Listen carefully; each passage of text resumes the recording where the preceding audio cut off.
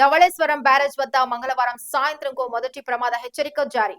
సాయంత్రం నాటికి బ్యారేజ్ వద్ద 10 లక్షల క్యూసెక్కులు దాటే అవకాశం. గోదావరి నదికి బుధవారం ఉదయం 12 నుంచి 13 లక్షల క్యూసెక్కుల నీరు చేరే అవకాశం. రేపు రెండవ ప్రమాద హెచ్చరిక జారీ చేసే అవకాశం ఉంది. గణేష్ నిమజ్జనంకు ఏర్పాట్లు పూర్తి చేశాం. వరద ఉధృతి నేపథ్యంలో గణేష్ నిమజ్జనం సాధారణ పౌరులను అనుమతించడం, ఘాట్ల వద్ద ఉన్న జిల్లా యంత్రాంగంకు విగ్రహాలు అందజేయాలి. జిల్లా ప్రజలకు కలెక్టర్ పి ప్రశాంతి విజ్ఞప్తి చేశారు. వాతావరణ శాఖ హెచ్చరికల గోదావరికి వరద హెచ్చరికల నేపథ్యంలో లోతట్టు ముంపు ప్రాంతాల్లో ప్రజలు అప్రమత్తంగా ఉండాలని, జిల్లా యంత్రాంగానికి పూర్తి స్థాయిలో సహకరించాలని జిల్లా కలెక్టర్ పి ప్రశాంతి విజ్ఞప్తి చేశారు. వాటర్ రిలీజ్ అవుతుంది. సో ఇప్పుడు మనం భద్రాచలంలో చూసుకుంటే భద్రాచలం డ్యామ్ హైట్ అనేది 47.5. సో ఆల్మోస్ట్ సెకండ్ వార్నింగ్ వరకు వచ్చేసింది. సో మనకి ఎక్సెస్గా వాటర్ ఏదైతే వచ్చిందో అంతా రిలీజ్ చేయాల్సి వస్తుంది. కాబట్టి ఈరోజు రేపు మనకి గోదావరిలో చాలా ఉధృతంగా నీటి ప్రవాహం ఉండబోతుంది.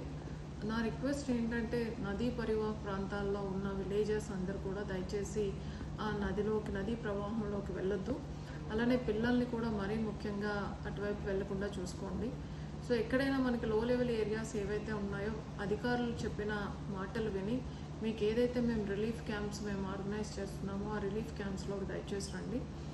దానితో పాటుగా మనకి గణేష్ పూజ కూడా అవుతుంది.